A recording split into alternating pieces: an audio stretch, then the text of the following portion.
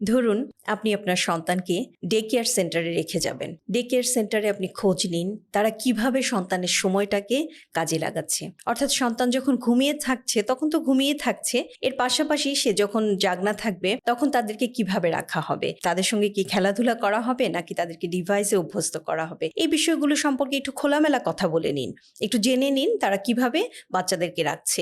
আর সবচাইতে ভালো হয় আপনি যখন সুযোগ পাবেন অফিসের ফাঁকে হঠাৎ একটু ভিজিট করে আসবেন, একটু দেখে আসবেন যে কিভাবে আছে আপনার সন্তান। এটা না জানিয়ে হঠাৎ করে একটু ভিজিট করে আসতে পারবেন, তাহলে মোটামুটি আশা করা যায় আপনি একটা ধারণা পেয়ে যাবেন সেখানে আপনার সন্তান কিভাবে থাকছে। আর এর বাইরে আপনি যদি বাসায় কোনো গৃহকর্মী, সহযোগী, আয়া তাদের কাছে যদি সন্তানরা থাকে তাহলে তাদের আচরণ সন্তানকে কতটুকু প্রভাবিত করছে এই বিষয়টা একটু খেয়াল করতে হবে। সেক্ষেত্রে আপনি আপনার সন্তানের প্রতি যদি একটু মনোযোগী হন, তার আচরণটাকে যদি একটু খেয়াল করেন তাহলে কিন্তু বুঝতে পারবেন যে বাসায় যারা আছে তাদের আচরণে সন্তান কতটুকু প্রভাবিত হচ্ছে। আর এই বিষয়টি খেয়াল করে যে কোনো পদক্ষেপ, অর্থাৎ তাদেরকে সেই গৃহকর্মী আয়াকে একটু বুঝিয়ে একটু যেন সে সুন্দরভাবে তার আচরণটাকে সুন্দর করে, সন্তানের সঙ্গে ব্যবহারটা যেন একটু সফট রাখে, নরম সুরে কথা বলে, এই বিষয়গুলো কিন্তু সচেতনভাবে খেয়াল করতে হবে। কারণ ছোট বাচ্চা ছোটবেলা থেকে যে আচরণ পাবে সেই আচরণের প্রভাবটা কিন্তু